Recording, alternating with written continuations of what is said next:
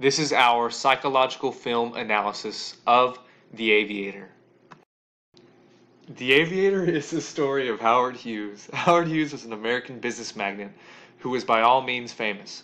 Not only was he a visionary Hollywood director, but he was also a genius engineer, associated mostly with his airplanes, such as the Hercules, also nicknamed the Spruce Goose, which is still to this day the largest hydroplane in history. During his time, he was one of the richest people in the world, and he did it all while struggling with severe OCD.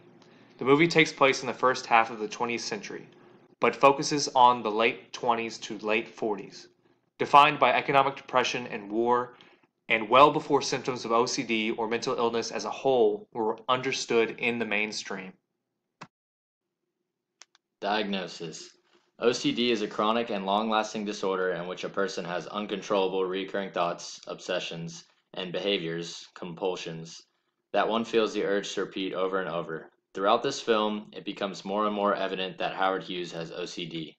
Although his perfectionist mindset and wealthy lifestyle does seem to mask his disorder, he would most likely be diagnosed if he was to seek help.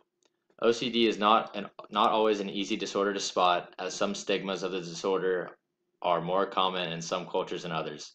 For example, if someone who is compulsive about washing their hands lives in a third world country where cleanliness isn't as easily attainable, the disorder may be easier to spot and vice versa. Some cultures may also lack knowledge of this disorder and just see someone as an outcast.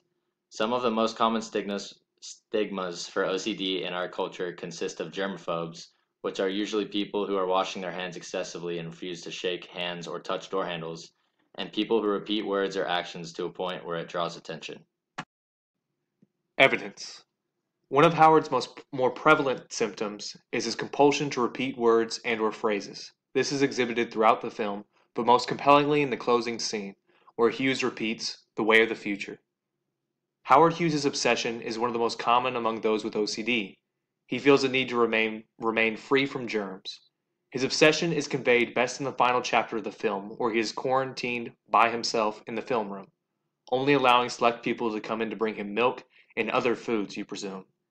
He is compelled to do this after his home gets searched by the FBI, leaving a good portion of it contaminated in Howard's eyes. While he nearly exhibits all the symptoms familiar to the illness, Hughes does not appear to suffer from the compulsion to double check.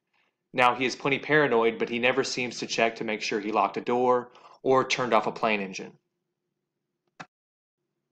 Treatment.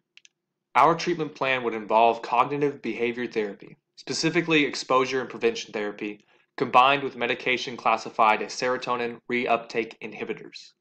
An ethical concern psychiatrists will likely encounter would be in regard to the exposure and prevention therapy. Given that the patient will be subject to their fears and forced to go against their compulsions, it is quite unpleasant. Some barriers that may hinder Howard's pursuit of treatment would be the risk of embarrassment, especially from the media. He is shown in the film to be very insecure about his compulsion to repeat words and phrases. Howard is also a prideful man, and to go to a doctor is often seen as a concession of weakness. Looking at this film from a broader perspective, we found that The Aviator is an accurate portrayal of OCD. Through Howard Hughes' eyes, we can see that this OCD affects all aspects of his life, including relationships, work, and even his diet. The dramatization of any disorder in film helps people understand what it is like to live with this disease and how it impacts more than just the affected person's life. It also raises awareness for disorders by showing how debilitating they can be and making the audience more understanding of what these disorders can become if not properly diagnosed and treated. Thanks and gig 'em.